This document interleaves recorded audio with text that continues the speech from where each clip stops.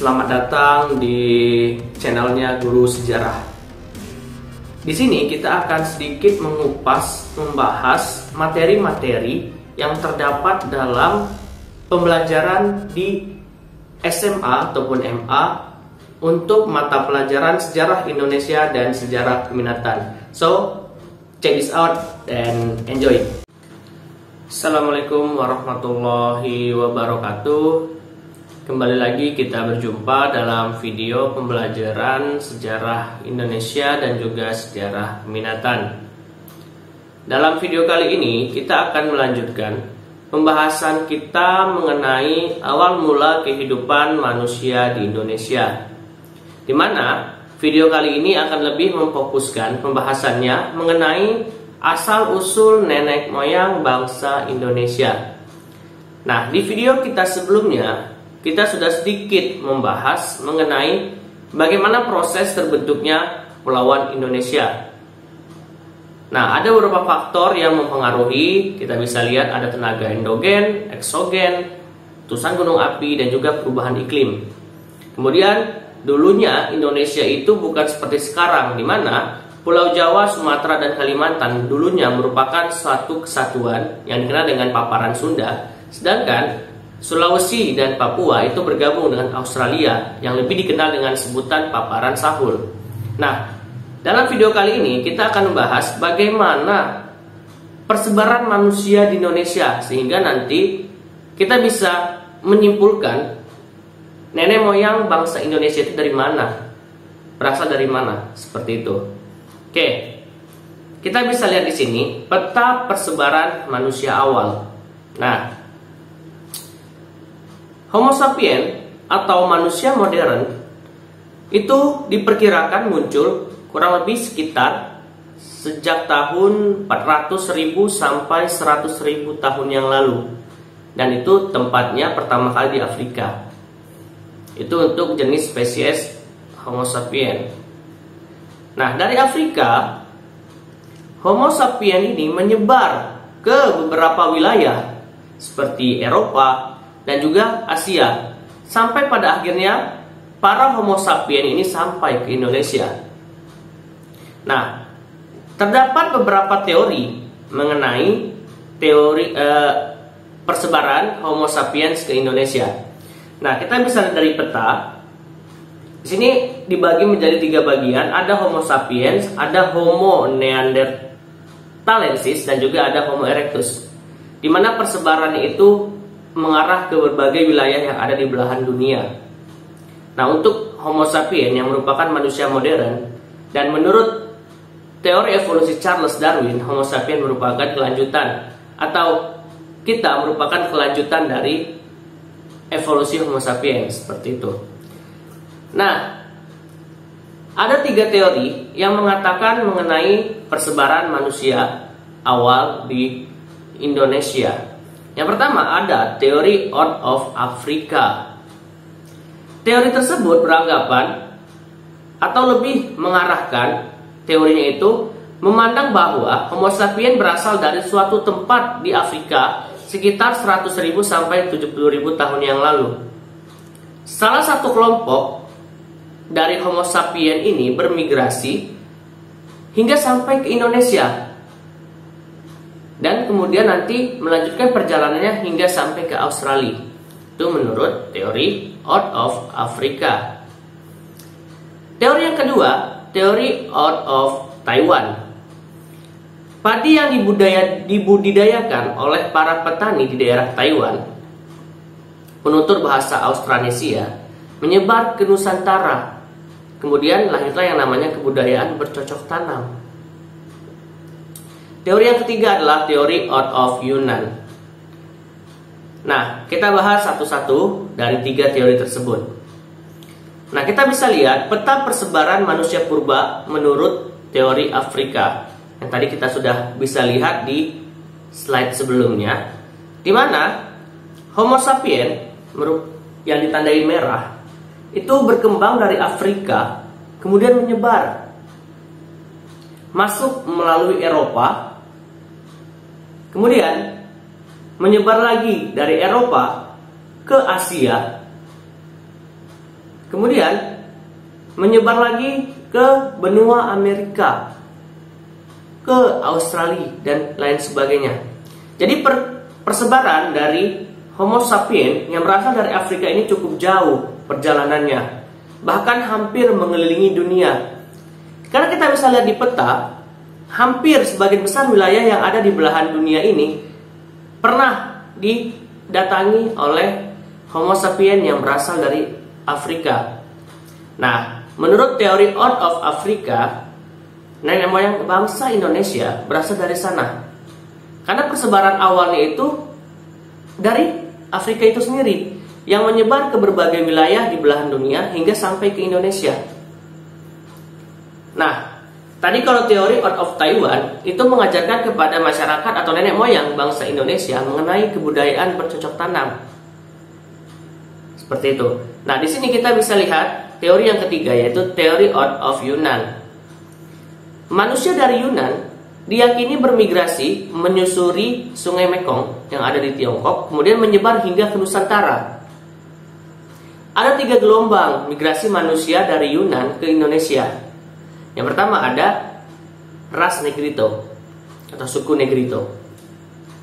Mereka itu mendiami sebagian besar daerah Papua dan pedalaman Riau, suku Siak atau suku Sakai. Gelombang yang kedua itu adalah kedatangan bangsa atau ras Proto Melayu. Kita bisa lihat sampai saat ini yang merupakan keturunan dari ras atau bangsa Proto Melayu ini atau Melayu tua adalah suku Dayak, Toraja, Batak, dan Papua.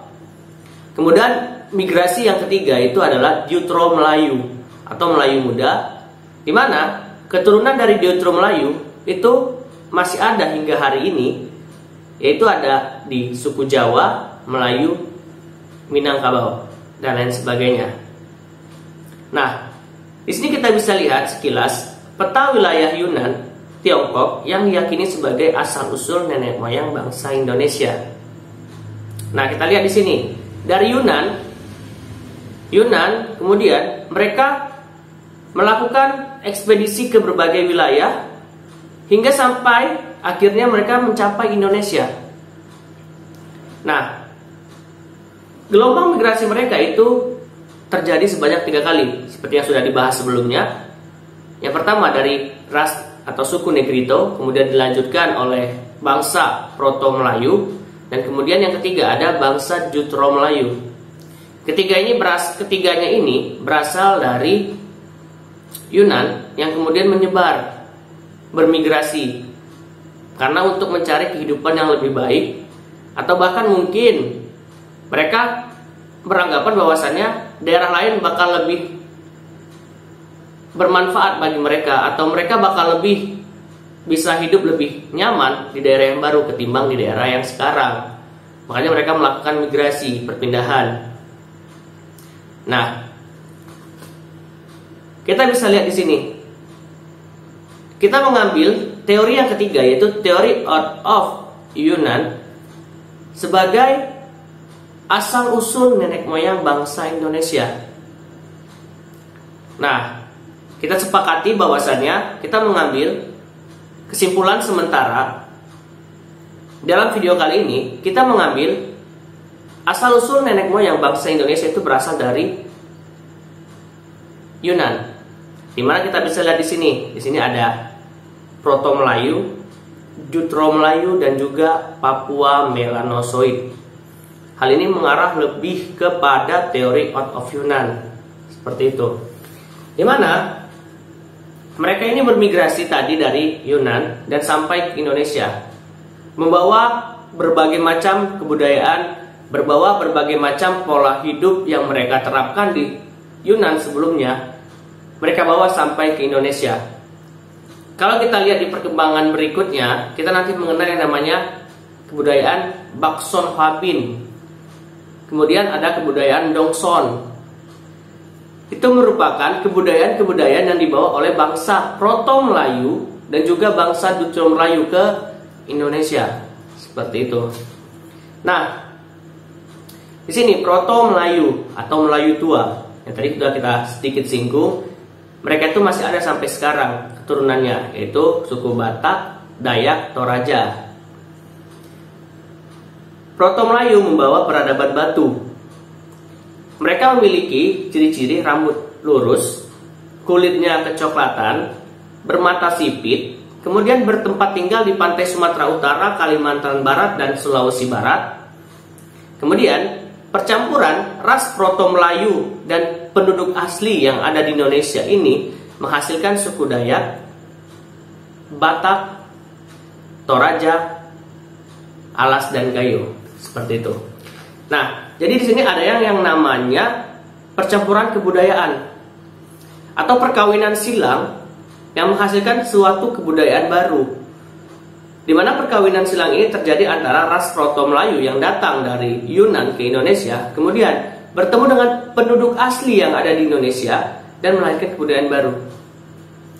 Penduduk asli yang ada di Indonesia, kita bisa katakan belum memiliki kebudayaan yang memadai, sehingga dengan kedatangan ras baru tadi mereka mempelajari hal-hal baru seperti itu.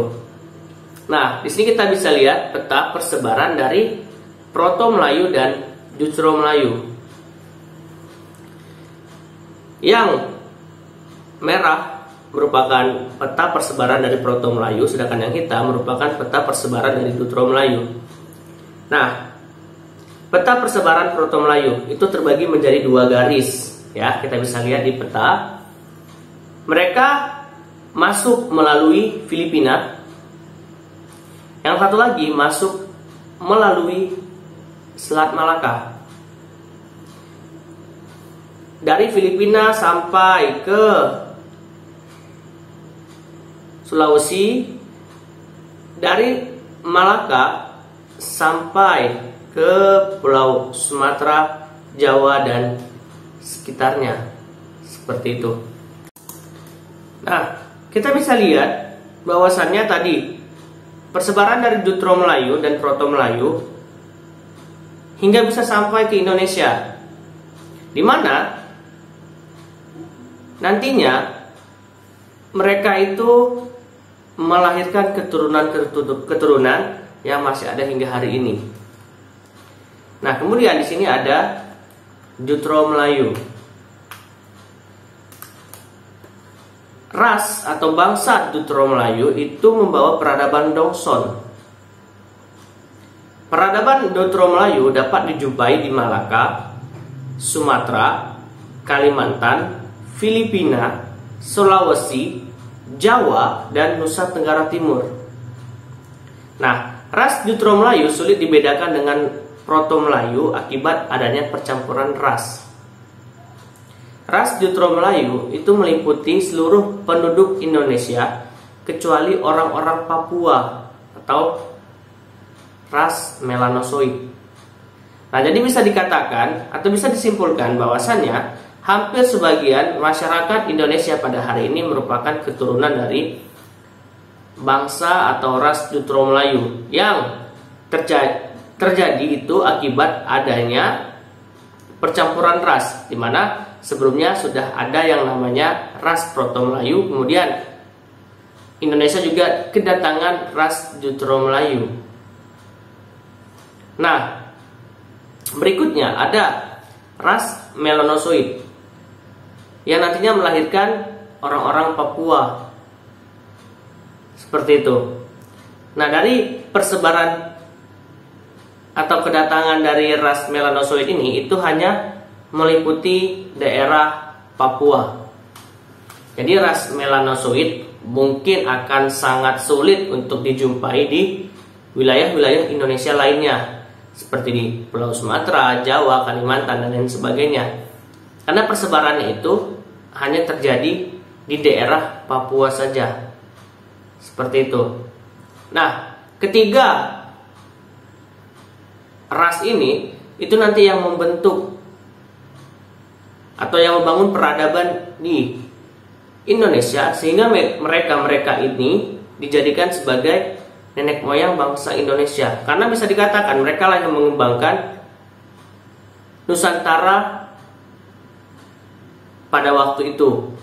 Seperti itu ya. Tadi ada ras Proto-Melayu, ada ras Jutro-Melayu, dan juga ada ras Melanosoid.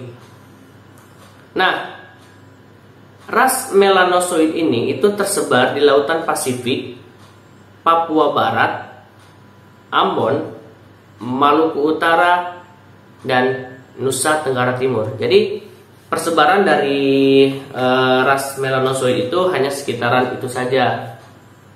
Nah, kemudian ras Melanosoid ini juga datang ke Nusantara atau Indonesia itu kurang lebih sekitar 70.000 tahun yang lalu sebelum Masehi. Atau kalau mungkin dihitung-hitung dengan tahun hari ini, kurang lebih sekitar 72.000 tahun yang lalu mereka sudah mendiami daerah yang ada di Nusantara, utamanya atau terkhusus di daerah-daerah seperti Papua, Ambon, Maluku Utara, dan juga Nusa Tenggara Timur, seperti itu. Nah, seperti yang sudah disebutkan tadi, 3 ras inilah yang menjadi fondasi untuk mengembangkan Kepulauan Nusantara. Mereka lah yang bisa dikatakan sebagai nenek moyang bangsa Indonesia dalam mengembangkan kehidupan di Nusantara ini, seperti itu. Oke, video kali ini saya cukupkan sekian. Dimana dalam video kali ini kita sudah sedikit membahas mengenai asal-usul nenek moyang bangsa Indonesia. Dimana kesimpulan yang bisa kita ambil yaitu adalah 3 ras yang dikatakan sebagai nenek moyang bangsa Indonesia, yaitu adalah ras Proto-Melayu, Jutro-Melayu, dan Melanosoid. Karena ketiga ras inilah yang bisa dikatakan sebagai fondasi utama dalam mengembangkan kehidupan bermasyarakat di Indonesia, seperti itu. Saya tutup video kali ini. Mohon maaf apabila ada salah kata, salah penyampaian, dan lain sebagainya. Mohon dimaafkan jika ada yang kurang berkenan, dan penyampaian yang tidak sesuai dengan jalan cerita sebenarnya tolong dikritisi dan dikomentari di bawah, seperti itu. Akhir kata saya tutup. Assalamualaikum warahmatullahi wabarakatuh. Salam Storia.